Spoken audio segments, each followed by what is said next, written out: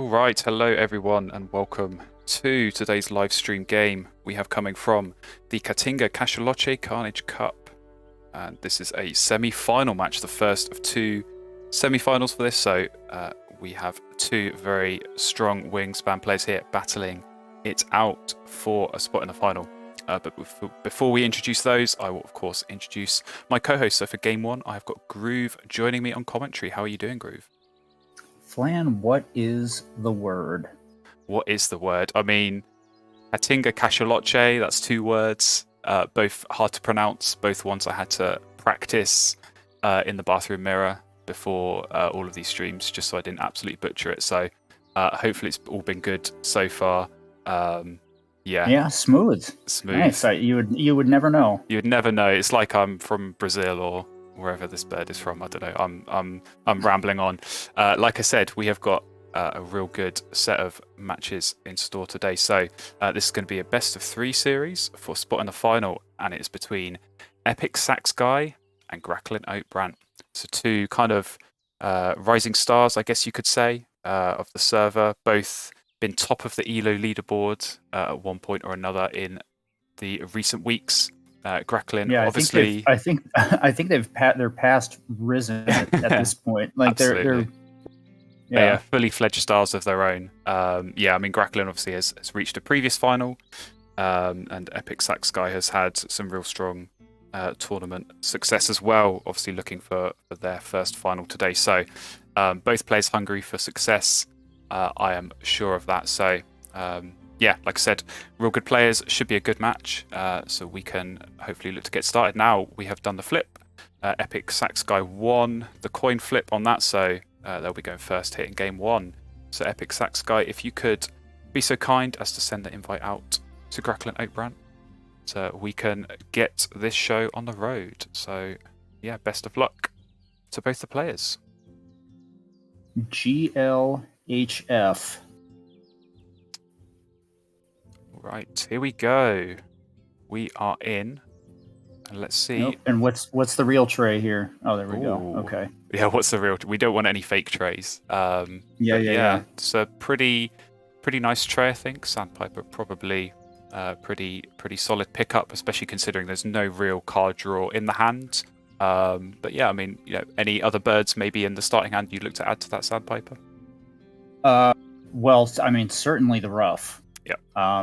For really, you don't really need any additional reasons. But it's the first EOR is birds with top cards. Right. And with that, if you grab that Sandpiper and get that set up with with the rough and the wetlands, I mean, you'll be able to draw a number of cards in the first round and really start cycling through the bad ones, keep the good ones, and really get things going. I noticed too that they're looking at maybe the Swainson's Hawk. I mean, that's kind of tempting. I see why they might be considering it, but ultimately, I mean, I think they're going to have a food problem. Because between the Sandpiper and the rough, that's going to cost you 3 food, 2 of which are the same. It's like you got to grab the Sandpiper and then pray that that Gracklin doesn't take that that one worm in the feeder. So yeah, I mean, my inclination here is to go with the rough and keep a bunch of food and kind of spend the first few turns getting the rough and the Sandpiper down in the wetland and start digging and kind of hope to pull some of those cheap food birds. Yeah, I like the sound of that. I think, maybe the only thing that they're thinking with the Hawk is with this first end of round goal, maybe getting a couple of birds there is going to cement that. But yeah, it's a lot of food to invest, right? If you're going to keep the rough and the Hawk, that means you only keep 3 food. And then if you're going to go for the Sandpiper as well, that's 5 total food you're going to need to get all those down. So definitely, that's going to be some slow turns in the early game. Going to that forest, just getting 1 food a turn. So yeah, I like that. I like that plan you suggest. Just get get the sandpiper down, start digging alongside the rough, and hopefully you get some nice cheap forest birds. But ultimately, you're just looking for cards to tuck under the rough at a round end. But yeah, here we go. We have got GracklinOatBrant starting hand this time, and kind of similarly not looking super strong. They're kind of jumping all over that heron straight away, I guess just as a cheap wetland bird. But yeah, it does seem like maybe food could be a problem here as well. Yeah, and it'd be still my heart. They've got the golden eye. I wasn't gonna mention that. I thought I'd let you have your moment with your favorite bird. Yeah, unfortunately, I don't see a place for it here. That chaffinch is actually nice. It's a cheap bird that you can get in your forest. It's 4 points for 1 food, and if you can, if you're able to get another forest bird down, then you'd be in a strong position and likely a winning position on that first EOR. So even though it's a brown power you might not expect to use very often, maybe worth a play. Although they appear to be checking out or weighing their options with the nuthatch. I don't know. What do you think about one of those versus the other? Yeah, it's tricky. I mean, I don't mind the chaffinch just as a cheap forest bird. Get something down to start. Like you say, it helps with the end of round. And I think as well, if you're thinking, right, my opponent's going to grab that sandpiper, so they're probably going to be throwing some cards my way. Maybe I could look to discard those, obviously, for extra food, if you've just got the one forest bird. But potentially, if that goes on throughout the game and you do have those extra birds, maybe you can tuck those later on. But yeah, I quite like the nuthatch here as well, to be honest. I think the way I see it, there's probably 2 options here. I think you could go heron and nuthatch, keep the right food for those, get them down, or just go green heron and start digging. But like I say, I think the chaffinch works as well, so I'm not kind of super surprised they've kept it. But yeah, not kind of the traditional real strong brown powers that you see players keep early in the game. No, well, and even the nuthatch isn't really typically considered a strong brown power, especially early on, right, where you're going to be cards are maybe a little tougher to come by, but right. I could see the argument for it here. I mean, it would help you get some food, and you can as you said, expect some cards from that sandpiper, but but ultimately I agree. I think the chaffinch is a fine start. Yeah. I mean, the way I see that pygmy nuthatch is, obviously I think traditionally when you get that first forest bird down, you would look to then discard some extra cards and maybe turn those into food. But by tucking you get points instead. But there we go. That is a dream pull. Here we go. Well, problem solved. I think. That is 2 absolute dream pulls, and I think. I think GracklinOatBrant is very excitedly hovering over those 2 birds. That should set them up very nicely indeed. Oh, absolutely. Yeah, I mean they're just what you want in the beginning. They're cheap. They're gonna give you lots of cards. You can get them down quickly. That woodpecker, is gonna help you gain additional food. So you're looking at at a pretty quick 3 food forest. And to top it all off, you get an extra 2 points on the yellowthroat from the That's food true. web excerpt as a nice little cherry on top. So those really, I mean, short of some OP birds, I mean, it's hard to ask for better than that, really. Right. Yeah, I mean, that yellowthroat, that's already an instant play. But like you say, just getting a couple of extra points there with the food web expert, always welcome. Absolutely so. I think I'm going to be interested to see how kind of Gracklin plays this, and they are thinking carefully about which birds do you look to play in what order. Obviously, they do have that extra egg on the heron, so I think it's about whether do you prioritize the chaffinch first as just that way of getting the extra food, or would you look to play the yellowthroat down first to really secure your card access? I'm curious what your thoughts are on that. Well, as if I'm Gracklin, and as soon as I see this rough go down, I know I'm in trouble for the EOR if I don't get the chaffinch, because the thing is, right, they're going to need to get the chaffinch.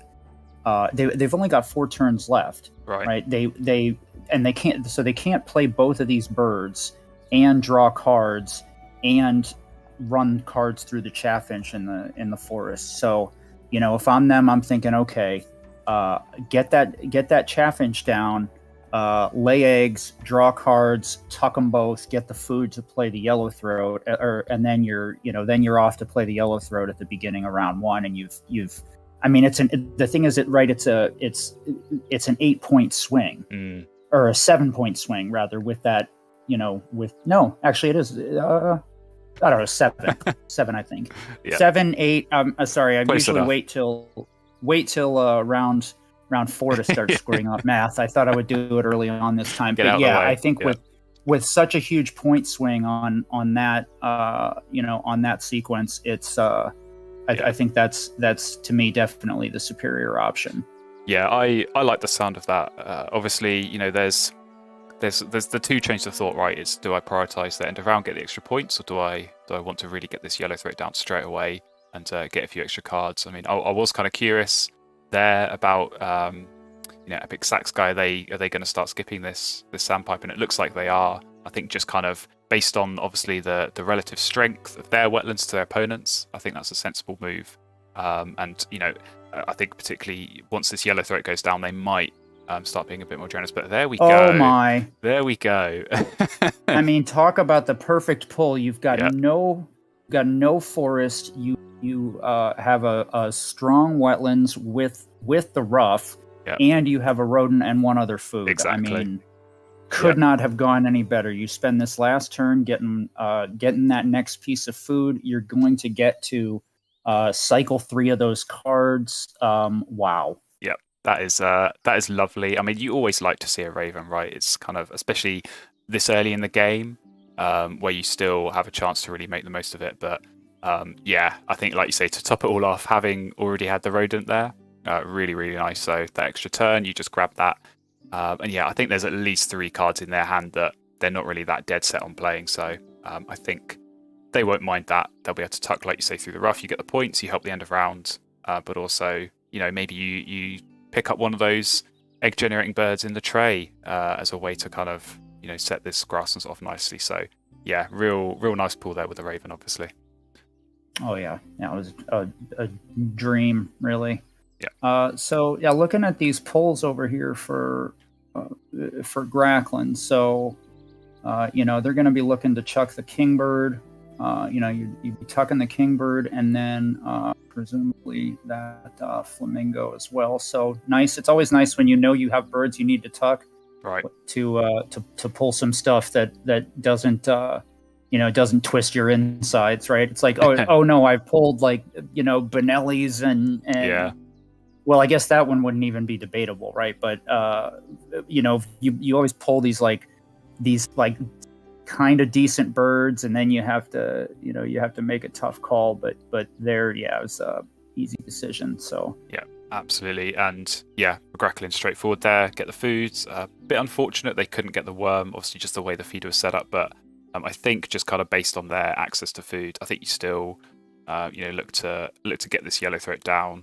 And just start drawing some cards, and then again, you're going to get some good cards that you look to play. You're going to get some bad cards. They can just get tucked under that chaffinch. So Bee-Eater's good as well. I'll be interested to see if they kind of stick that alongside the Raven. But I've definitely got my eye on these 2 grassland birds. I think either one of those, when you pair those with the Raven, just you're basically generating those eggs that you can then discard immediately and get the food. So yeah, I'd certainly have my eye on those.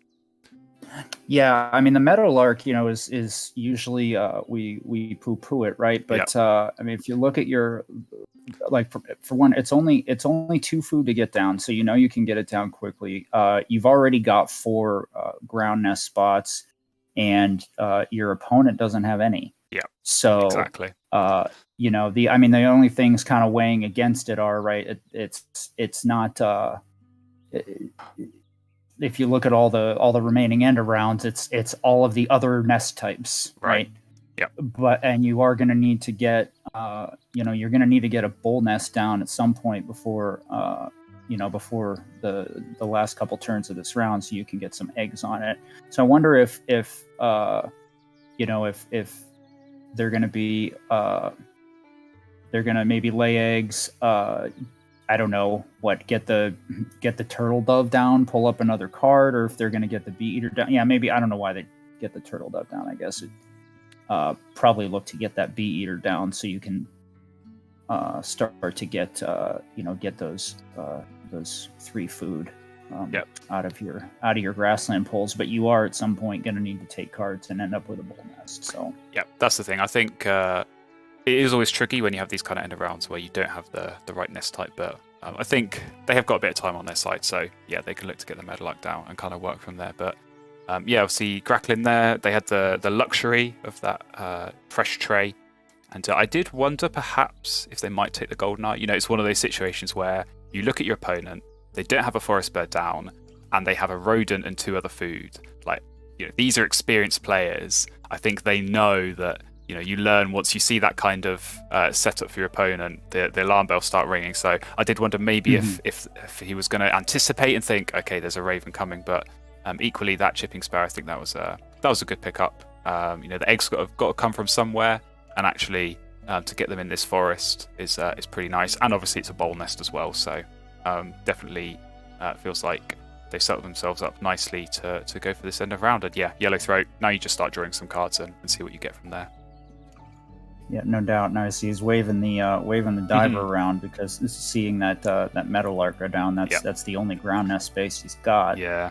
But even then, it's only 1 ground nest space, so you get 1 egg and then you're done. So I think you're going to need something a bit more reliable than that. Yeah, no, absolutely. I think the question they might be considering is, okay, they've got 3 turns left. Right now. They're looking at plenty of bull nests, but I mean they may be able to take this end around with just 1 egg, right? Potentially.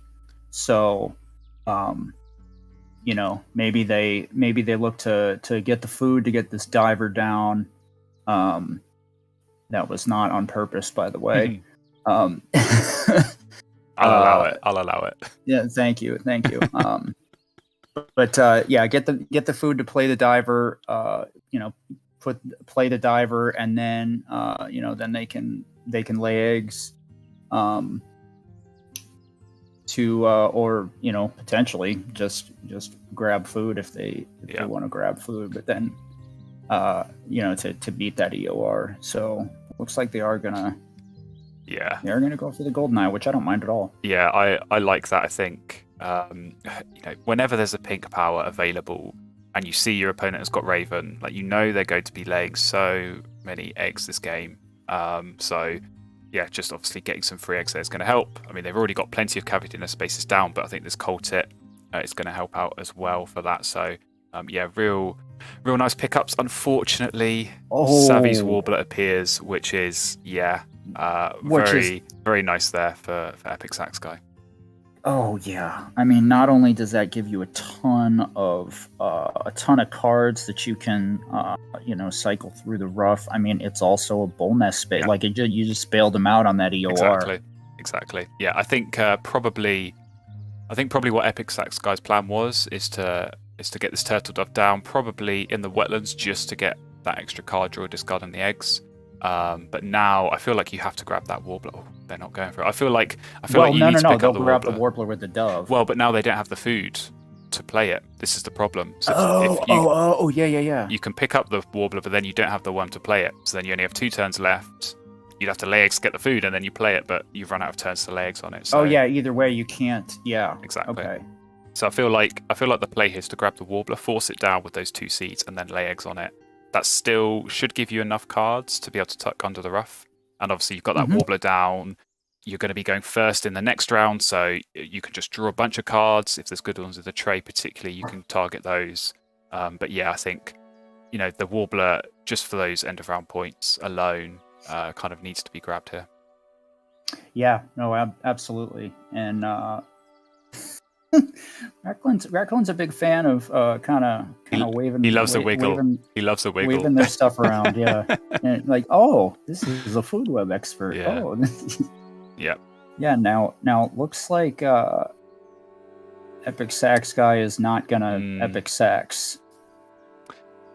Yeah, I mean, this is interesting. I'm curious why they're laying eggs necessarily here. I'm wondering if the plan is to try and play the bee eater at some point, or maybe go for the quail. But they definitely need cards, right? You've got this rough, you're guaranteed 3 tucks. You just need the cards for that. So you're either going to play the turtle dove and pick up a card, or you're going to have to spend a turn in your wetlands gaining cards. I'm not really sure how they're going to fit that in here for EpicSaxGuy. Yeah, and I think I agree. It looks like they've kind of gone just a bit out of sequence. And I think so. It's, if you look like over the over the next however many turns, right? You can look over the next few turns of what you're going to have to do, and it's I think they just may have tossed a couple points away. And the thing is, right, even if they so they play that dove, I mean, I guess then they're just going to go for cards. I would expect so, yeah. Ooh, that's a good pull on the bonus card. Very nice. Yeah, that's what you like to see when you're kind of naturally going grasslands heavy anyway. So, one off the top, that would do very nicely, help out your orologist. But yeah, I think the play has to be go for cards, and then you see what you get, right? If you get good cards, you keep them. If you don't, you tuck them under the rough. And you've still set your wetlands up nicely so that if you go for cards next round, you're going to get plenty to look at. But good couple of moves there for Gracklin. I think they were kind of debating, is it worth laying eggs and then getting the golden eye? Obviously, laying eggs is their weakest action as it stands, but yeah, just being able to get that golden eye down, that's kind of a priority, really, I think, just to make sure they get the free eggs. So that's going to be their best bet, is just to try and get some nice big point birds. They got a really strong forest to play those, and then golden eagle do very nicely. Speaking of big point birds, yeah. Absolutely. And of course they've still got this hooded warbler alongside the food web expert as their bonus card. So yeah, I think that's a pretty nice way for them to go. Obviously Epic Sax. I might have looked at keeping the stilt there just as a way to get a few extra cards. So not necessarily sure if they're going to play these other birds that they've kept, but that will do very nicely. That will also do very nicely. These are some very nice pulls. So there we go. That's your wetland sorted. Get a bunch of food, play those two. And there's your other grassland bed sorted in the tray. Oh my gosh. So here we go. I feel like that's probably EpicSaxGuy in the bag. Maybe is it too soon to say that in round 3? But yeah, that tuck and draw in the tray. That's exactly what you want to see. Well, yeah. I mean, it's basically okay. You've only got to take cards one more time, exactly. And then all you're doing is just running your grassland and playing birds, and you're going to be able to put up a ton of points that way. Oh my god! Well, there's going to be a lot of competition for these grassland spots, I feel. So it's good that they've still got 3 available. But yeah, that is very nice. Saw some suggestions in the chat for the OP Lark to get played. I don't know. I think maybe there are some other priorities right now. Obviously, Gracklin hasn't played any grassland birds, so you would be able to benefit from quite a few additional tucks there. But man, there's a lot of options here to be getting down in this grasslands. Well, I mean, I think it's like the swallow is mandatory, absolutely. And the imperial eagle is mandatory, and so it's I think really it's just a question of what are you going to do with that 4th spot, and how are you going to time it, right? So you want to get this swallow down as soon as possible, so you could start getting those tucks and kind of cycling through the deck. Yep. And I mean, the eagle can come much later. You're in no rush to get that down. Yeah, I think they're kind of okay. I mean, obviously, egg space is starting to look like a little bit of a problem. That meadowlark. They do have plenty of ground nest spaces, but they are going to be filling up. So, I think the priority certainly has to be, like I say, get the swallow down. That's just going to help cycle some cards, obviously generate points as well. But then they've really got to kind of accelerate, try and get as much food as they can to try and play these birds. Obviously, that real nice double play in the wetlands, that feels like a real obvious choice. And then, like you say, this eagle, whenever you play that, that's going to be a real strong bird to get down. Yeah, so I think maybe then their plan needs to be, get the swallow down, run the grassland, get the food for the bee eaters so they can be getting 3 food a turn, and then then just plan on kind of running the grasslands a couple times, get that double play down in the wetlands, and then plan on getting the eagle in there as well. Yeah, I think probably it makes sense to get the bee eaters so they can start to get those birds played quickly so they don't run out of egg space. Yeah, and bee eater of course as well. Cavity nest, so that might come into play for the next end of round. But it looks like eagle being the priority. I don't necessarily mind. I think they kind of need potentially maybe the extra space for this end of round just to secure it. But certainly, just extending that grasslands out is nice. So, well, I think all they've got is that and the turtle dove, and let's see what. Okay, so that would potentially tie them if. Well, they got the raven as well, of course. Oh crap! Yeah. Brain fart moment. Who cares? Whatever. Forget about the raven. Raven. Yeah. Raven. I didn't even see it on the board, to be honest. But yeah, I'd seen some comments in the chat just about it's a case of when it rains it pours, and I think that is the saying that comes to mind here. Definitely EpicSaxGuy. Getting some good draws, but you still got to make the most of them. And for Gracklin has definitely been a struggle. They did finally get that diver down. So they do now have 1 ground nest space at least to benefit somewhat from this meadowlark, but might be a case of too little too late there. Yeah, so I mean, what's their plan really? Are they looking to, let's say, okay, get the warbler down in their forest, run the forest again, lay in it, right? Because essentially, right, their end game is that forest, squeeze however many points they can out of that forest while they're trying to gain food to get these big point birds down. So exactly, yeah. I mean, there's a few different ways they could go about this. I mean, they've been looking at this goldfinch, of course, knowing that EpicSax is going to do lots of tucking through the swallow, just to be able to counter that a little bit. They've got this avocet, but again, ground nest space already a problem for them. They did pick up, I think, is it the lesser whitethroat? It's one of those teal powers. Lay an egg on every bird in a habitat with no eggs. So, there's food in the feeder for that. They could potentially, get that, play it. Obviously, that helps with some eggs naturally going into the final round. So, you can more easily get some of these extra birds down. But yeah, certainly, I think warbler in the hand, that's a must play. I think they've got to try and go digging for some of those rodents, maybe try and play this eagle. But yeah, it's just a case of, like you say, it's just squeezing as many points as you can out of this setup, and kind of deep down knowing that you're probably not got a great chance up against this grasslands that your opponent's got. Yeah. I mean, it's definitely an uphill battle for them. But yeah, I think they get this warbler down. Then get some food.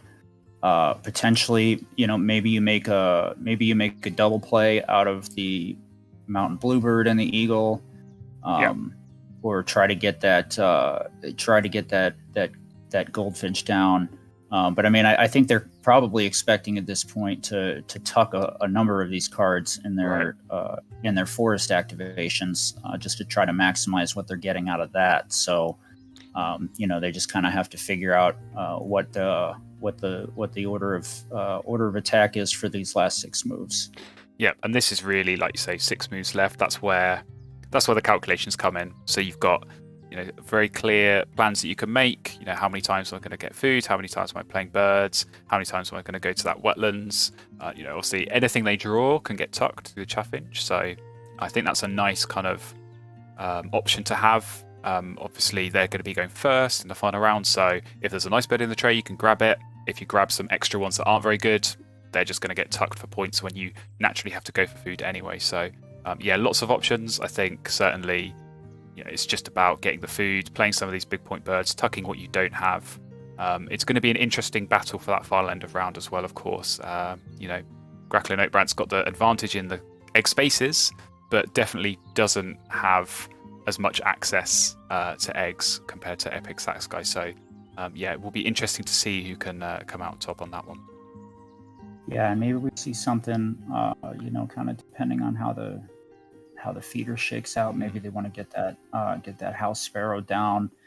They may be able to, squeeze a couple extra points if they pick up some seeds on those food activations.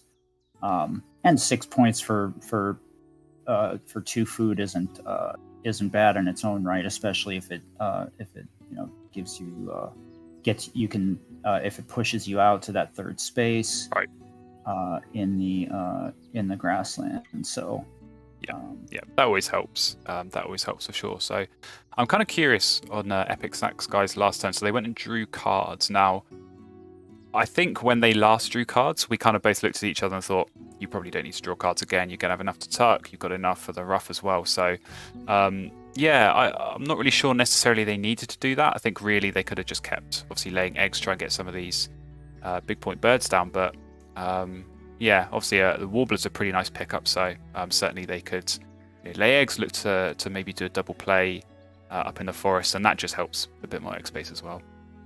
Oh, the Warbler was. It's hard to overstate how good a pickup that was. I mean, it's 2 food, which is always nice with when the Raven's your only food source. Plus, it gives them a 4th bird on the bird bander. Right. And then as you say, with that titmouse, that opens up a bunch of egg spaces for them as well. Yes. So that was really truly a fantastic pickup. Yeah, I think they can probably spend a turn laying eggs. That'll give them the food to do that double play, and then perhaps that might give them enough egg space to lay eggs a couple of times. That'll give them the food to do that double play. That certainly feels very nice. Oh, indeed. nice pickup with the collar dove potentially too. Oh, hello. Oh, hello indeed. So, what did I say? Gracklin probably has 1 more turn drawing cards. Well, that'll do. That'll do. You can forget about tucking under the chaffinch because you'll be tucking under that. So probably too little, too late, but certainly very welcome. You're never going to turn down Benelli's Eagle in the round 4 tray. Oh, no doubt. I mean, you could even, you could still tuck under the chaffinch if you wanted to. I mean, it doesn't have quite the food to get the eagle down if you're still looking at playing that. And so, I mean, you just have to calculate what all your food requirements are going to be for that. And I mean, it could potentially, grab food, play the bluebird into the eagle, then play the other eagle, and then lay eggs on that last turn, and that may be how he finishes out, because I just don't think he's going to be able to compete on this end of round with that titmouse barn owl play. Yeah. I was going to say I didn't really even consider the barn owl, but with those 4 cavity nest spaces, that pretty much seals in the bag for that final end of round goal. So I was thinking that GracklinOatBrant was going to try and get that golden eagle down, but then they could have swapped the food obviously with the heron previous turn. I don't think they chose to do that, and obviously now no rodents. Maybe they're wiggling this house sparrow around. Not many seeds for that either. So definitely a bit of a tricky spot. But to be honest, I think they can probably still afford an extra turn going for food. I think they've probably still got, I don't know, maybe at least a couple of birds they can tuck. Obviously, they'll get a point with the chipping sparrow as well, a point with the woodpecker. So, and laying eggs is not going to be a great action at the end of the game. I think you probably only do that if you desperately need 1 egg to make sure you compete for that end of round. But I think from that perspective, they're going to be okay. So, obviously, bunch of cards here that I think they're probably quite safe in getting rid of, and then just make sure as long as you've got a few to tuck still under that Benelli's Eagle, then you should be okay. Yeah, no doubt. And I don't think they're going to have to I don't think they're going to have an issue where they need to lay eggs on that last turn. Between the chipping sparrow and the the golden eye, they can just they're gonna be able to qualify for that, so they can just kind of focus on, okay, how can I maximize these turns in terms of getting rid of all these cards in the most efficient way, getting this certainly the Benelli's Eagle down, and then what else they want to play here to kind of maximize the points out of these last couple of turns. Yeah, I think there was definitely some careful thinking there. So obviously, just count the birds in your hand. Obviously, make sure you've got 3 to use for the Benelli's Eagle. But really, you don't want to be in a position where you have any left over, because that's potential points that you could have had through tucking there. So yeah, I'm trying to work out which of these birds they're going to play. Maybe it does look like it's going to be bluebird, but I think maybe they're hoping to do bluebird into goldfinch, which is maybe where that extra seed was needed. But 3 turns left. I can't see them spending all of those turns playing birds, just considering the food situation. So I wonder if it's going to be maybe 2 birds and then eggs, or 2 birds and then food. But we shall have to wait and see. But yeah, I think either way, definitely up against it. Some free eggs here, which is nice, but yeah, just huge point scoring that the EpicSaxGuy has continued to do, while also obviously getting the food for this double play of their own. Yeah, and I think what Grackland wants to make sure, because they still only have that one ground nest spot, right? So I think it makes sense to get that double play in. At least you could clear up an additional egg spot. But yeah, it's interesting. So it looks like Epic is going to have the food to do that double play after one more grassland activation, right? So basically their plan's got to be, lay eggs, get the food for that wetland double play, and then just lay eggs again for 5 or 6 points, depending on what, or I should say 6 or 7 points, depending on what I can't remember the guy's name. What Grackland does here. So, Flan, let me tell you, getting old sucks. All right, but getting dumb sucks worse. Couldn't agree more. But you got there in the end, so it's all good. It does look like Grackland go for that eagle. So that is a really, really nice double play. Huge points at the end of the game. Obviously, very, very welcome. But yeah, I mean, I think it's pretty clear, like you said, for EpicSaxGuy. They've got a very set plan. 3 turns left. I think you lay eggs, you do the double play, you lay eggs again. I think it's always nice when you get to this point of the game and it's very, very clear and obvious what you have to do. It's not like you're having to weigh up, is it worth going for the bonus card? Do I have to gamble on that? How's the end of round looking? Should I be playing this extra bird just to make sure that I have the extra egg space? I feel like this is a position where it's kind of super straightforward. You're kind of most of the way to getting that food. You've got the space, you get them down, then you lay eggs again. Really, really kind of a nice position to be in. Yeah, no, I did get a peek at EpicSaxGuy's score. Looks like he was sitting on 81, but I did not see what Grackland has. But I'm going to go ahead and go out on a limb and say it's not 81. Yeah, I will get a poll up just to see who our viewers think will win this game. But yeah, I mean, 81, that is a super strong score already with 3 turns left. And when you know that those 3 turns are going to be scoring huge points, laying eggs is huge points, playing those birds is huge points. They've still got the 7 from the end of round to come in as well. So and they've still got 3 more and tucks 3 on for the rough. Absolutely, yeah. So plenty more points. I wouldn't be surprised. I mean, he's going to get into the hundreds easily. I wouldn't be surprised if this is kind of looking somewhere in the 110s, maybe even as high as 120. This is going to be a big score. Yeah, that sounds about. I was going to say probably around in that 115 type range. Yeah. And while I think it's fair to say that Grackland has done what they could. It was a tricky start. Obviously, some nice pulls, the yellow throat and the woodpecker when that came up, and obviously the chipping sparrow as well, getting the golden eye. I do feel like they've maximised what they could from the setup, and really, I think that's all you can ask for in a position like this.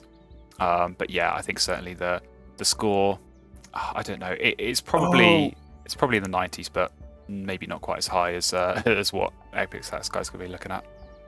Yeah. Sorry, I was just. He's not pleased about the goldfinch. I think he wanted to get the goldfinch down, but if he gets a nice reroll, I'm assuming he's going to go for food and get some extra food. Could have forced it down. Yeah.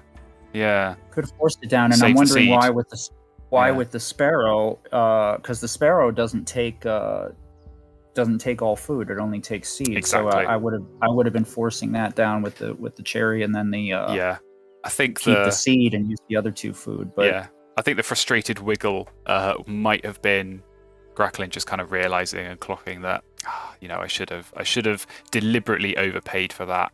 To get. I think they probably wanted to get the goldfinch down earlier on in this round if they were going to do it, just to obviously benefit from the extra tucks. But I feel like obviously they could lay eggs here, you discard and then get 4 points. But going for food, you're already going to get one from the sparrow, one from the tuck on the chaffinch. You probably look at one from the woodpecker as well, and then you've got obviously extra chances to get some seeds, maybe to feed that house sparrow. So I would certainly be expecting that going for food is going to be the play. Obviously for EpicSaxGuy, the play is that lovely double wetlands play, so that's big points, gives them some more egg space, and then they've got one last turn laying eggs, and they've still got the cards of the rough as well.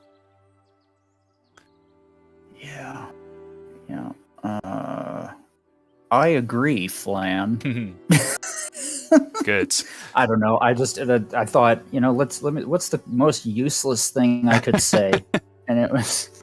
Hey, I mean, agreeing with me is never useless, so I will take it. I will take it when it comes. But that's true. When in doubt, fluff Flan's ego. Absolutely, especially when you're here talking to me, I will take it. How do you think I get all these commentary gigs? Right? It's certainly not because I'm good at it. Don't spill the beans. Don't spill the beans. Yeah. But Gracklin did go for the eggs there, so. Yeah, I kind of said it earlier when they were going for food, obviously. They skipped some of the tucks they could have had from the chaffinch. You don't want to end in that position with, you don't want to end up in the position with cards left over. But they might have just been able to snatch the end of round goal. I'm thinking maybe that's why they went for the eggs. So if that is the case, very, very nice. I did not really see that coming. Looks like a tie. I think it was a tie. Yeah, at the very least, with that bluebird, obviously the sparrow as well gave a bit more space for the gold knight to lay eggs into. So they managed that well. Yeah, they did manage to get a tie, so a few extra points there. Very nice indeed. And here we go into the final score. So yeah, I think it probably is a bit of formality. Looks like the viewers agree. Vast majority of our viewers are voting for EpicSaxGuy. So it's just a question of whether Gracklin covered the spread, right? Yeah. Isn't that all we care about now? Absolutely. So yeah, it's kind of looking close here, but then I think just all of these tuck cards for EpicSaxGuy are going to come in, and it is a victory for them in the end, 112-95. And to be honest, I think if you're GracklinOatBrant, you take that. I think 17 points difference, considering obviously the starts and considering the Raven and the kind of crazy setup that EpicSaxGuy managed to build around that.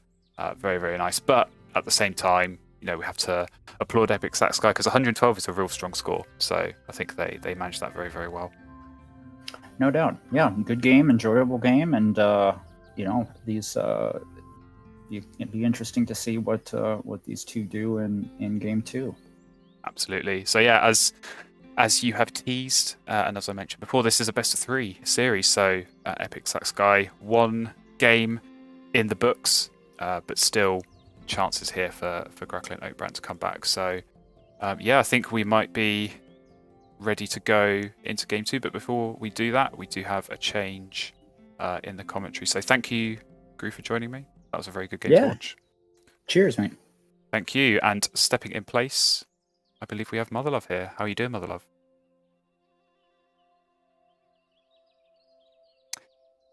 He's going to blank me like last time. Well, in that case, I think we will just quickly take a couple of minutes in between games. But like I said, do not go anywhere. We have got a real exciting game 2 coming up for you very, very soon.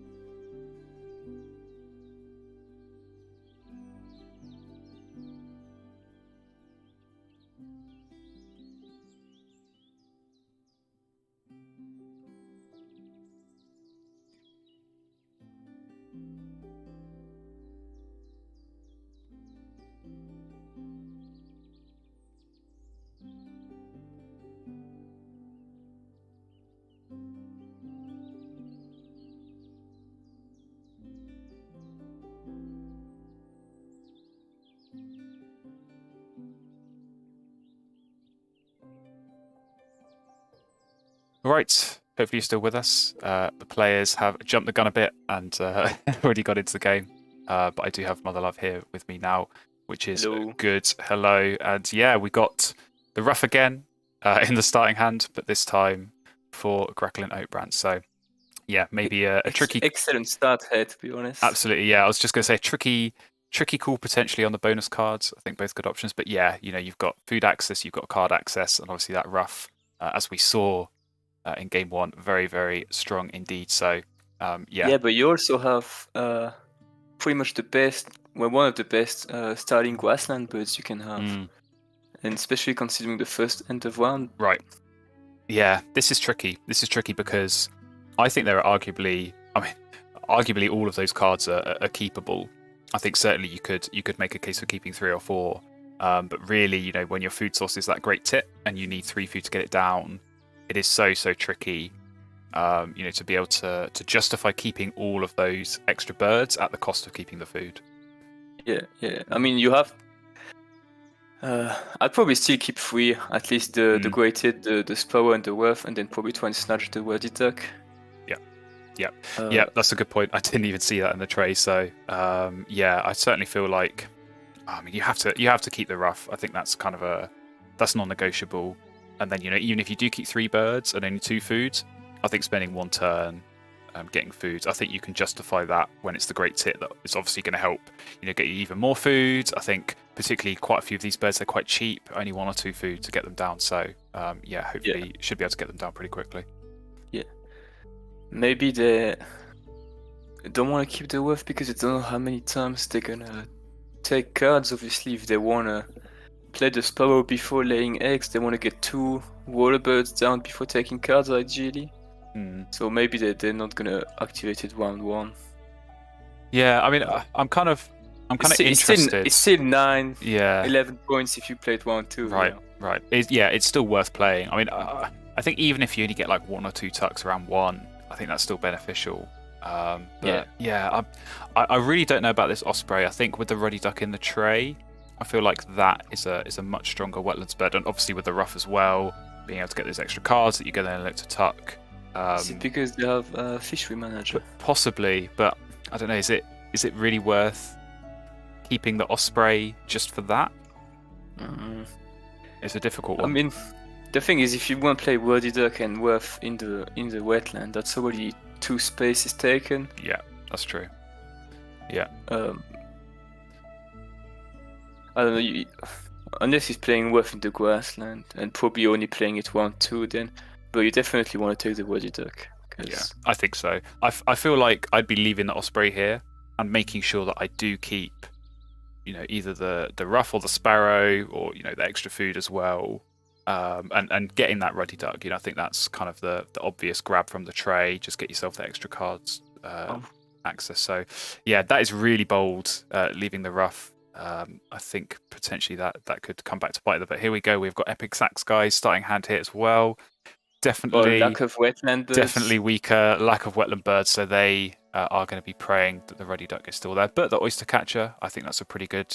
And pretty good option. Really strong forest here. Exactly. Obviously, Gnatcatcher gives you the worm to play the cuckoo, and it's a cup nest. Yeah. I think I would look to go Gnatcatcher, cuckoo, and oyster catcher, and then you can play the oyster you can play the Gnatcatcher. Do you keep the goldfinch? That's a tricky one. It's a cup nest, so it helps for the cuckoo and does the first 2 end of rounds. Where it helps for the first 2 end of rounds. And the thing is, this is a case where I think you can afford to keep a lot of cards because pretty much the only food you need is worm. Oyster catcher's worm, Gnatcatcher's worm, and the cuckoo is also worms. So yeah, I suppose you could keep 4 birds and a worm. You can play the Gnatcatcher, spend a couple of turns getting food. You hope you can grab those 2 seats in the feeder. That lets you play the goldfinch, and then I think you can have food to at least get the oyster catcher, and then maybe the cuckoo down as well. So I guess it depends how much they prioritize that end of round. Is he playing the Otto? I was so confused at a different starting hand, but No, okay. I thought the game had bugged out massively there for a second. Worth is too good to pass. Yeah, I agree. I think especially in the starting hand. And if you have worded duck, you're gonna be able to get the cards. Exactly, yeah. It does feel a little bit like it's a case of being blighted by the bonus card, right? I think if Fishery Manager wasn't the bonus card choice, I really don't see a situation where you keep Osprey over getting the rough and playing the Ruddy Duck. So, yeah, definitely an interesting decision. But yeah, I don't know. I'm never that keen on the Goldfinch. I know you really like it. I think there's definitely some positives to it. But if anything, I think. Wait, let me get the screens. Who's at the bottom? GracklinOatBrant. GracklinOatBrant. I think if anything, I would have kept Grated and the Grassland bird and just taken the Worded Duck. But I think the Osprey was definitely not a bird to keep here. No, I don't think so. But they do grab the Ruddy Duck, which is reassuring at least. I can imagine probably it's going to be great tit. Get a worm or a seed and then hope you get a fish on the reroll and then look to get those 2 wetland birds down and start drawing. That would be ideal. Yeah, definitely kind of leaves them behind a little bit for the end of round goal. But equally, EpicSaxGuy's not got the Grassland bird either. So I think I like this start. I mean, I think these are the 3 birds I would have kept, and then you can get food here. Play the cuckoo, get some more food, play the oyster catcher, and then you're kind of away. So that feels like a pretty nice start. I mean, they both have a pretty efficient start. Yes. It's going to depend a little bit on the oyster catcher for EpicSaxGuy. Yeah, because if he doesn't get any wetland birds, he's still going to struggle. Exactly, but I mean, I like that as an opening play in the wetlands oyster catcher. You look at 3. I think you've got a good chance of seeing at least a half decent wetland bird in there, and obviously it's already something in there. So maybe you just add some kind of cheap wetland bird there. That's your 2 birds down. You can start drawing and look for something better. So I certainly don't mind it. Yeah. Passed on magpie. Are we talking about the black-billed magpie here? That's the vulture one, the one that acts like a vulture. Yes. Yeah. I think maybe they're considering that just for end of round. Obviously, it's kind of the. Well, I was going to say the only grassland option. There is the crow there as well, but not too sure about that one. But I don't know. I'm not sure I would go out of my way to grab it, but it is an option. I think it's okay. Yeah, it's okay. I don't know. It's one of those where I think about the obvious plans for both players. Obviously, like we said, GracklinOatBrant, you get the tit down, you get the food, you get these 2 wetland birds down. For EpicSaxGuy, it's about setting up the forest, you get the food, you play the oyster catcher. I'm not sure there's enough turns in there to justify picking up the magpie as 1 bird that you're gaining, playing it, and then laying eggs. That's a lot of turns to spend on a pretty mediocre bird just for an end of round. Yeah. Especially, I mean, the first one is one of the end of rounds where you think, if I don't do it, exactly. Whatever. Yeah. I think out of all the end of rounds, that's the one where I'd perfectly happily ignore it. And I think it's one of those where both players are kind of looking at each other and thinking to themselves, well, you're not going for it, so I'm not going to go for it either, because you're kind of both safe in that regard. But I'd be much more likely to take the Carrier Crow instead, because it's pretty much equally as valuable for the end of rounds, but you have the potential to score points with it. Exactly. Yeah, I think it's one of those where neither player's played any hunting powers, so are you actually going to get any food from that magpie throughout the rest of the game? I'm not too sure about that. So it does look like, though, EpicSaxGuy is indeed considering the carrion crow. So this might be a case of, like I said, kind of waiting and seeing what your opponent does. If you're thinking to yourself, they're not going to necessarily have the turns to maybe go for this Grasslands play, then you might be able to get away with it. So we shall see. If they can obviously steal those extra points, then that's very welcome. Still a little bit odd, because I would have probably gambled on the oyster catcher at this point. I agree. I think I would have gone oyster catcher as well. Obviously, EpicSaxGuy, they're going to go first in the next round, and without any kind of wetlands, if there's a nice bird in the tray, you're going to just spend 1 turn grabbing that bird and kind of nothing else. So it is potentially a little bit slow. But yeah, for Gracklin, I think they've had some nice pickups. I think certainly the Hawfinch is pretty decent. That kind of sets up their forest very nicely, so I wouldn't be surprised if they go for that. But equally, Clark's Grebe, works a fishery manager. Pretty easy to play that with a free fish on the Osprey as well. So they've certainly got options here, I think. Mm-hmm. I mean, those are two of the most points to food efficient birds in the game as well. Yeah. I mean, you probably go for food here. You hope for a fish.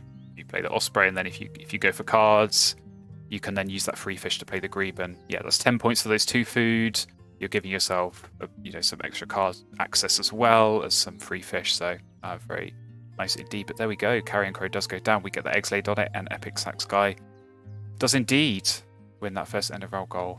And into the second round, prioritized tempo, and if you look at his board now, he has a 4-foot forest pretty much, and he's gonna get a pretty good wetland as well. He's quite well set up. I agree. Yeah, I think that forest is done, right? I think as soon as you get 4 food, I don't think you need to worry about adding anything to it. So, they can prioritize obviously getting a bit of food here, playing these wetland birds, and then just trying to sort of dig through the deck and see what they can find. So I did wonder EpicSaxGuy if he was going to grab the Godwit. So it's not a bad pickup. I think that probably it's a very good pickup. Yeah, I think they can use that alongside the Oyster Catcher to just get some free cards. Yeah, the only problem is that it sort of leaves you with a weak wetland afterwards. Just having 2 white powers, but you are cycling 6 cards between those 2 birds. Exactly. Yeah, very, very nice. Bit unfortunate there for Gracklands. So they went for foods, obviously couldn't get a fish. They re-rolled for the Hawfinch, didn't get a seed. Re-rolled for the Great Tits, still no fish. So I think you're probably still forced down at this point. I think they just have to kind of really hurry up, get some wetland birds down, just start drawing. Because really, I think you force down the. Actually, do you force down the Osprey or the Grebe? I think I'd force down the Osprey. Because then you get food for the Grebe. Exactly. If you're gonna take cards, the Grebe actually gives you more card cycle. So it does. It gives you that 1 extra card to look at. But then obviously, maybe you draw cards and then you use that fish to immediately play the Grebe, and then next time you draw cards, you get even more. So, but yeah, I thought maybe with the fish there that might be enough to tempt Gracklands. So they do get a seed on the Hawfinch, and they get another fish. So I wonder if they might be grabbing that. Ooh, maybe not. Oof. I wonder what they're thinking about, because obviously filled columns. Yeah, they might be thinking about the long spur or the Junco in the tray. I mean, is the Junco? Would you consider that with this kind of really strong card draw that GracklinOatBrant has got? The Junco probably not. The long spur definitely, because you are making more than enough food that you need to play. Yep, I agree. And that's a good bonus card pickup for sure. When you only get to see 1 Food of Expert, you really like that. Well. And yeah, some real good pickups on the cards as well. So they might be tempted by the Red Start, just because that does hit their forest as well, and it's more bottle nest based. But yeah, Scaled Quail, really, really nice considering they don't have a huge amount of egg source at the moment. Yeah, I don't think I mean, a 3-food forest is about what you would be aiming for. Yeah. I don't think I need much more. And the thing is, if they could throw away the Red Star and just take the Tanaga next time.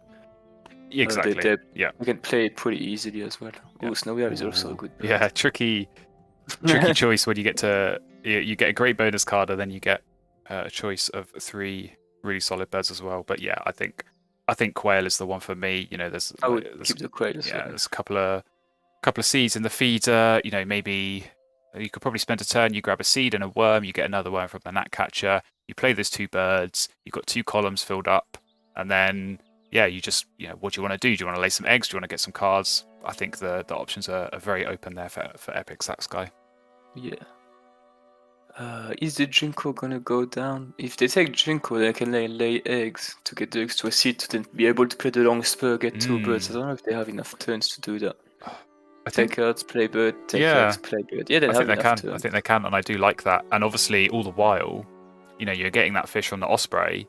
So yeah, once you've done that, and you've laid the eggs, you can then next round with that free fish play the Grebe. So yeah, that is really nice. I didn't even really consider that as an option, but that is going to be very welcome, and certainly the Goldeneye as well. Not really something you'd look to play in this position.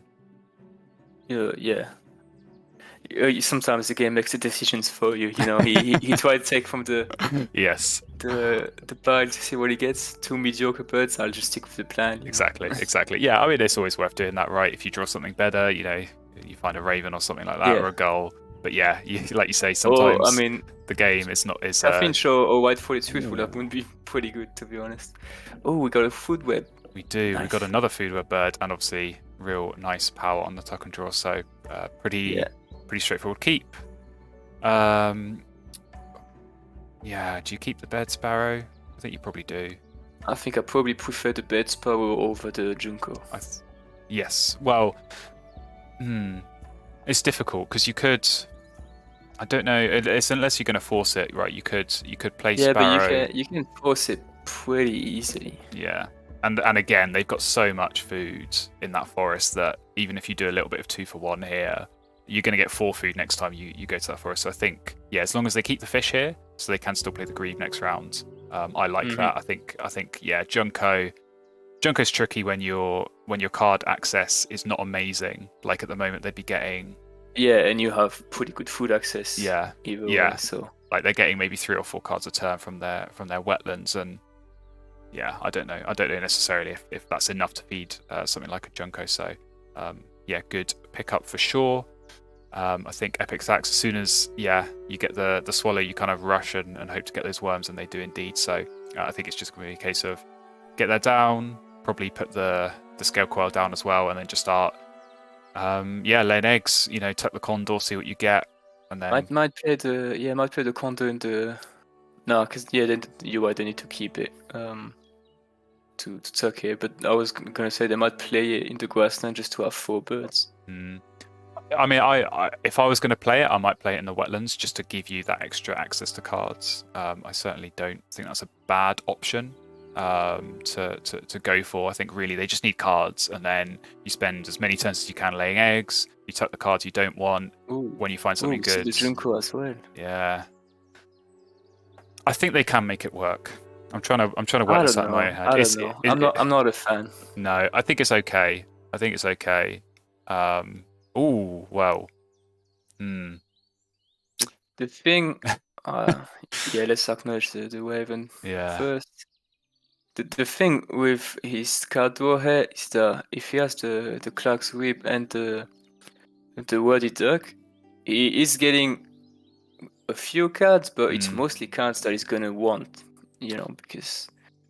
I don't know. I think he can make this work. I think that obviously the raven means that the need for the food from the Junko is maybe a little bit less urgent, but I think they've got plenty of fish-eating birds in their hand now. They'll probably look to max out Fishery Manager, and obviously getting some food from this raven and potentially the Junko as well is going to help. Both really good birds as well, by the way. Yeah. I don't know about the black-footed diver, but Mountain Bluebird, Cerulean Warbler. Yeah. Cerulean Warbler finishes Forester. Yeah. I might have looked to go for the Bluebird as well. I think you could have done that as a real nice double play in your Grasslands. Just push it out, get those extra spaces, and obviously extra eggs when you are taking the legs action. So I think they have 3 fish in hand, so that's probably why. That's true. I think all this extra fish, and again, I talked about putting the condor down there. I think putting the diver down there is going to be real nice as well. Obviously, just get even more access to cards is going to be very welcome for them. So I'm wondering what is going through GracklinOatBrant's mind. So obviously they can play the raven, but I wonder if they're trying to work out if there is still time to make it work, and particularly if they go for some extra nice birds here, that could be a good option for them. Ooh, another bonus card. So many bonus card birds.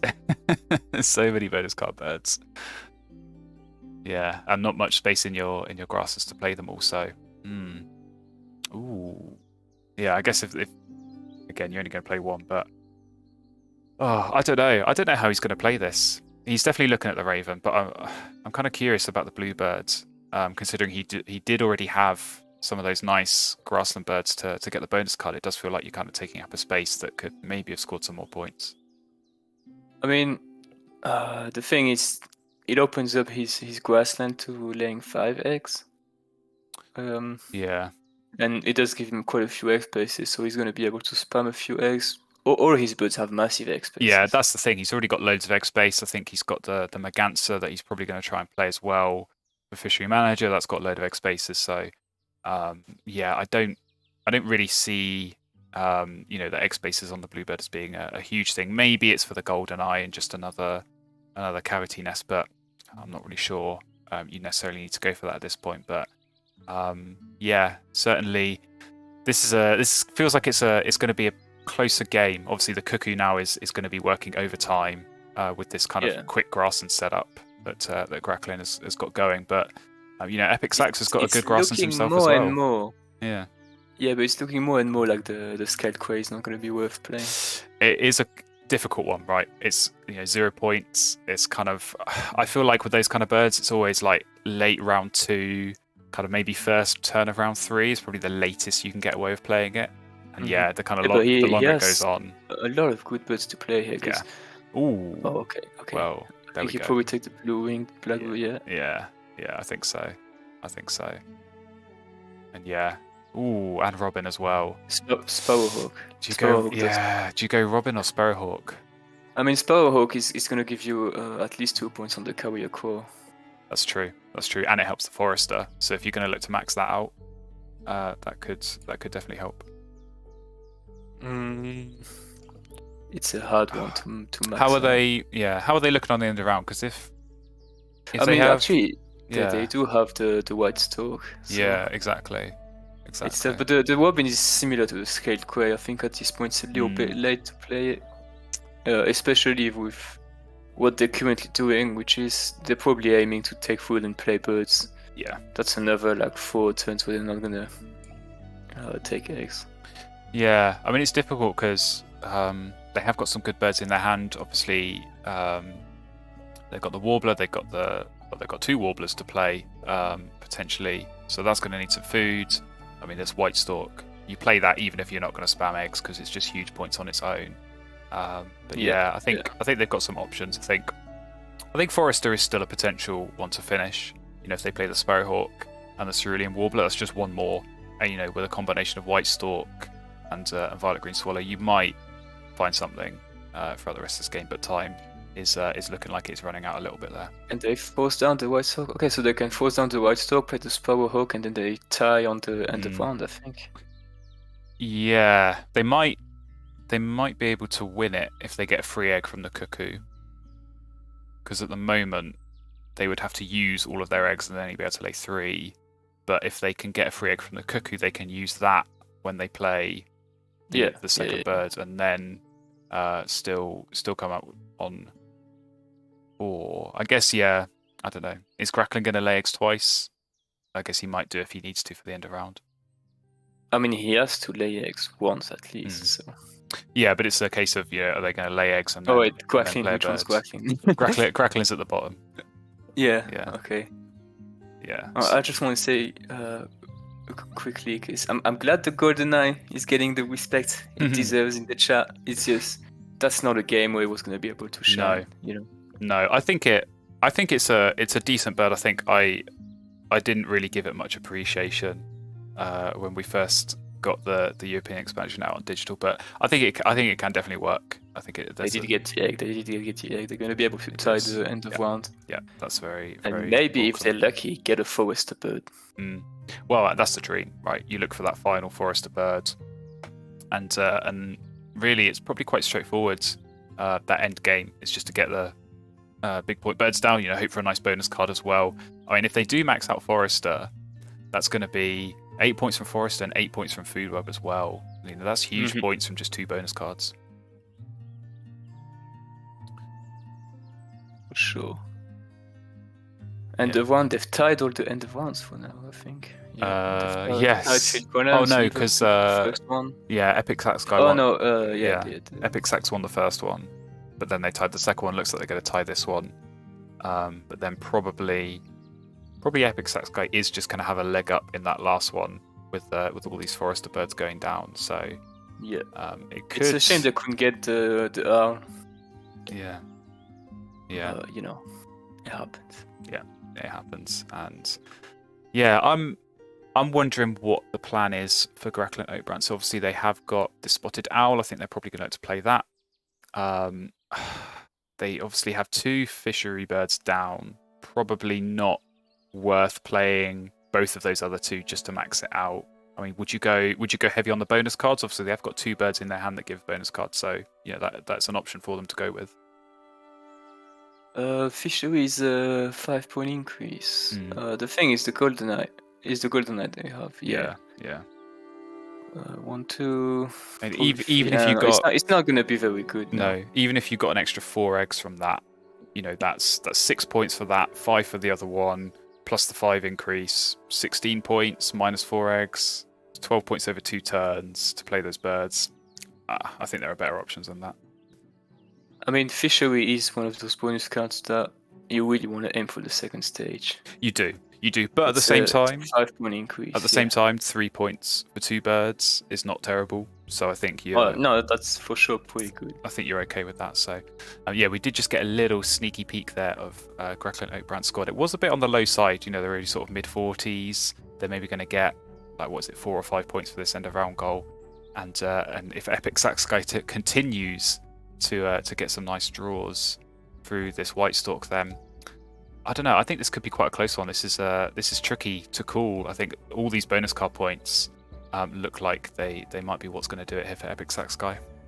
Yeah, I mean, definitely siding with EpicSaxGuy for now. Yeah. Especially if they can complete Forest. Exactly. I think that's going to be the real tell. They have got need the condo. Yeah. I don't know where they're sticking with the condo. No, that's I think the only reason I can see keeping the condor is you've got no food at the moment, so you can get it down for nothing. If it is going to get you some extra eggs, maybe you play it in the grasses. But yeah, I agree. It's the one I'd be getting rid of, and yeah, the other 3 are just such a huge priority to look to get down. Yeah. There's your one. One from the Carrion Crow, very nice. Yeah, tie on the end of round goal. No Forester birds in the tray. But I suppose that's not too bad. Obviously, they'll get to reset that with the Stalk if they do choose legs here. How often does it happen that you get a bird like Ceti's Warbler and it's actually useful for anything? Well, I had a game not too long ago where my opponent played is it the Tree Sparrow? The one that can go in the forest, and it worked for 3 of the end of round goals, and I just had absolutely no chance. Yeah. So that's the one, the woodpecker. Yeah, I think if you can get it down early and it fits like 2 or 3 end of round goals, and it can really contribute into you winning those, it could be a real nice play. But yeah, I think Ceti's Warbler, I think I've only played it if I had Behaviorist or if I had Ethologist and I was getting some extra points from it that way. I think for the most part you're not really going to get anything that useful from the end of round goals. Probably throw away the catbird head. Good thing the White Stalk Haste is giving them the cards to be able to get more food.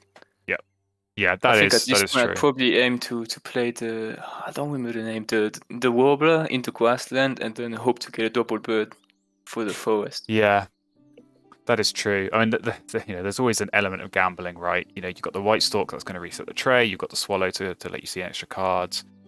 If you commit and play the Forest Warbler too early and then find the double bird, you are going to be kicking yourself a little bit. So, I don't know why they're not throwing a card here. They're not going to play all those cards. They're not, exactly. There's not enough turns. This is a case where, the catbird for me has to go. But even if you want to play the catbird, you're not going to play all the other birds. So there's got to be something there that you can at least throw away to, at least get a bit of extra food there. But we'll get a pull up just to see what our viewers think the result will be. I think, like you... As you see the bonus card. Yeah, as we see the bonus cards, that might Prey Manager, maybe? Ooh, Enclosure Builder. That's not bad. 4 points. Not bad. It's not bad. It's not bad. It's okay. 4 points I think you take, but maybe not enough. The previous game? Was it EpicSaxGuy? It was EpicSaxGuy. So if EpicSaxGuy can win this one, that will obviously send them through into their first final, which will be a huge achievement. But Gracklin will certainly be fighting back and trying to hope that they can steal the win here. Uologist is tricky at this point of the game. With priorities. Yeah. Do you just lay eggs here twice, or how many times? 3 times, I guess. You have 2 food to throw away, so you could afford to do that. Yeah. I mean, you get. Yeah. At this point, it's better to do oil just in the tray and get so. another food web bird down. Yeah, because you get 5 points twice, you get 4 points once, plus 6 from the oologist. So that's 20 points from 3 turns. I don't think a 0 point turn gaining food. I don't think you're going to get close to that. There's obviously, like you say, you get a couple of points from the food web. If you get lucky and find a nice forester bird, even that is going to be tricky to get down, just given the number of turns left. And the end of round is pretty sealed here, I think, for EpicSaxGuy. So yeah, I think that makes your decision for you.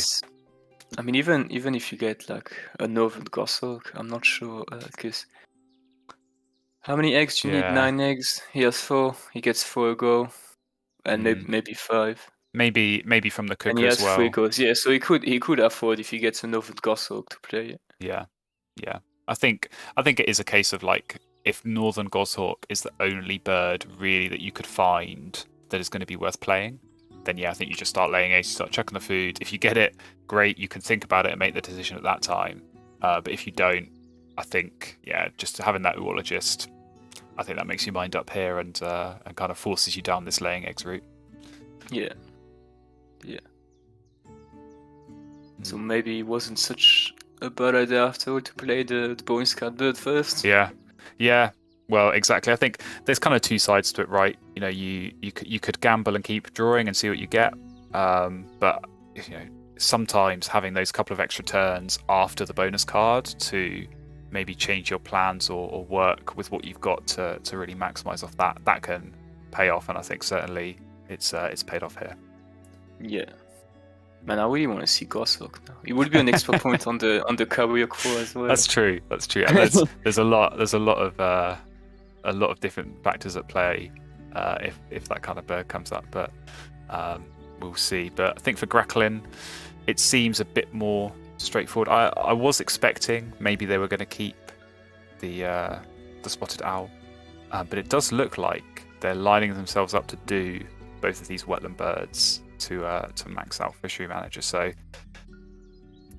yeah, I don't know necessarily it's amazing, but it works.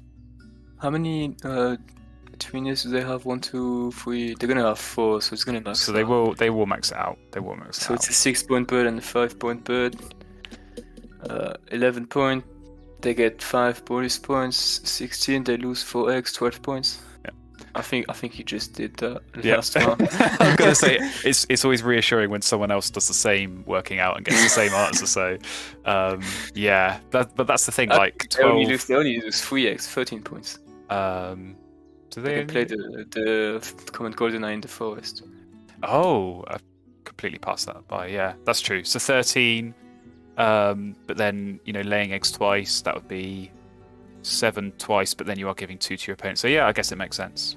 I guess that does make sense to go for that. So and it's just funnier, Yeah, that's the thing. I like whenever I'm calculating and there are 2 routes that get you the same points, I go for the one that's more interesting. So like sometimes you might have like one of those like red kite or something. You're like, I could play that on top of a 0-point bird and get 5 points, or I could lay eggs for 5 points.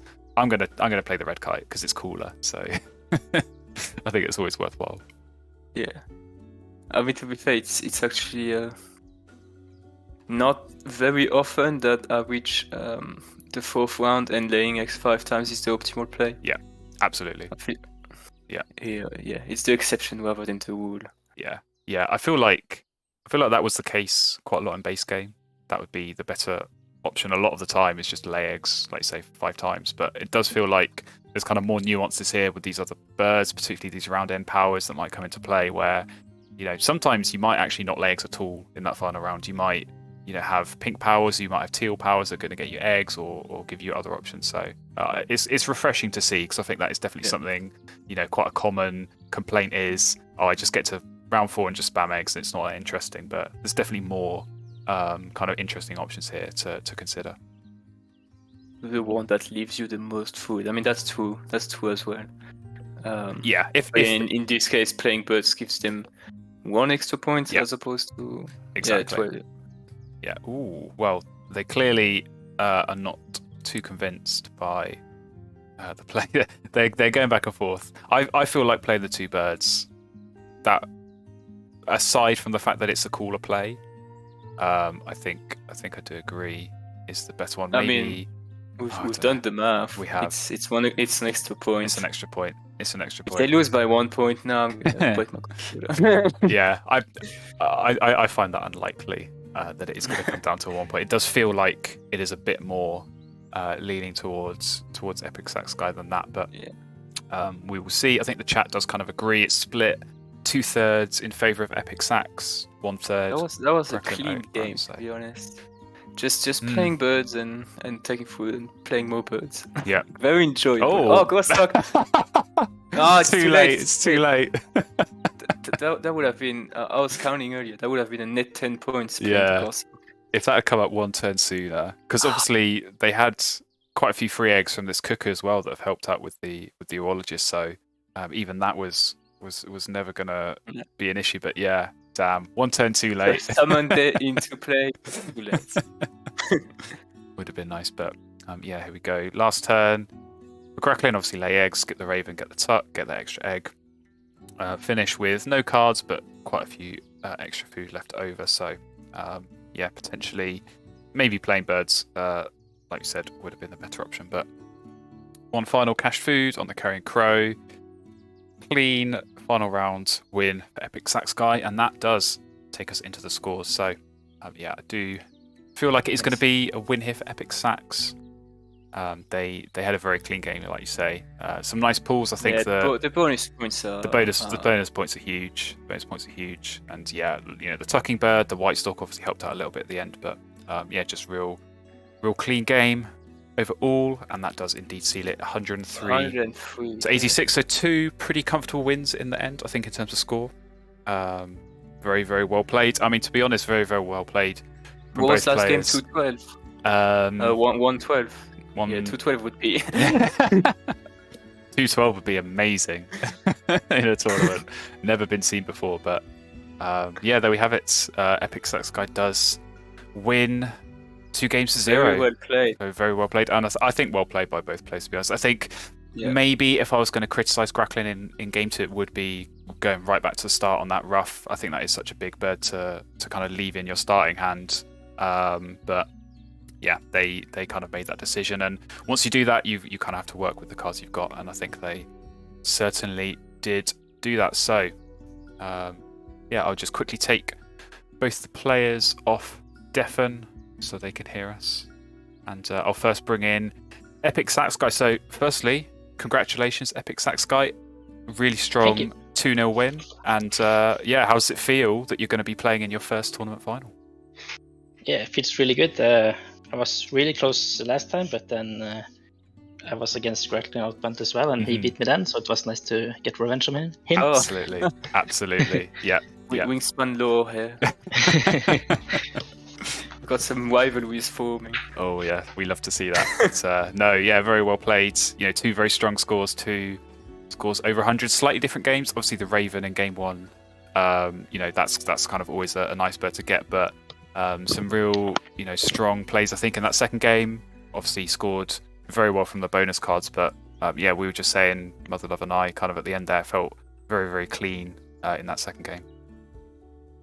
Yeah, I think so too. I was planning to play all my birds in the end, but the Woodstock and the Warbler, but then I recalculated and I figured out it made sense to just do eggs instead the last 3 turns. Yeah, I think that's what we were looking at as well. We're thinking, you're going to play the Warbler or maybe the Woodstock as well, but when you draw Oologist... we were thinking about it and we said I think the only better options they could have is if they draw the Grasshawk. Yeah. Then you drew it last turn, so a little bit too late, but... no, never mind. Very, very clean, certainly in the final round. Turn now to GracklinOatBrant. First of all, commiserations. I think all in all, you certainly played well, but certainly a tough defeat to take there.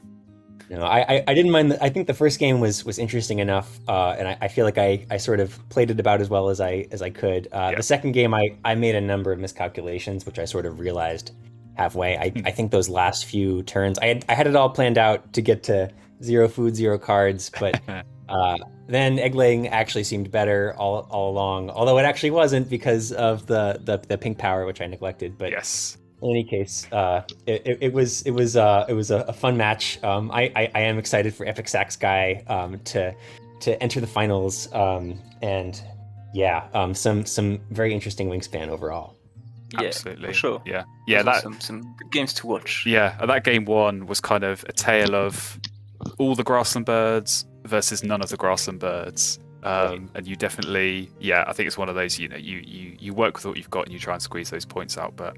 I have to say as well, I'm definitely very happy for EpicSaxGuy. Always good to see new players getting their chances in the final. So, do we know who the second finalist is? We do not. The lower bracket is lagging behind somewhat. There's a few more games to be played. Did someone go on holiday again? There might have been a few holidays, but I think it might be at the quarter-final or maybe the round before that. So there's a couple more matches. Before we get to the final. So EpicSaxGuy will be sitting, twiddling his thumbs, holding his breath, waiting to see who that opponent is going to be. And I'm sure having a bit of time to let the pressure build up. Oh yeah, absolutely. Yeah, I'm sure we'll be looking to try and get that one streamed as well. That'll be a very good match to watch, as this one was indeed. So yeah, I think we will look to wrap up the stream there. So thank you everyone for joining us. Obviously, thank you to both players and thank you to motherlove for joining me there on commentary in game 2. Yeah, no worries. Thank you for having me.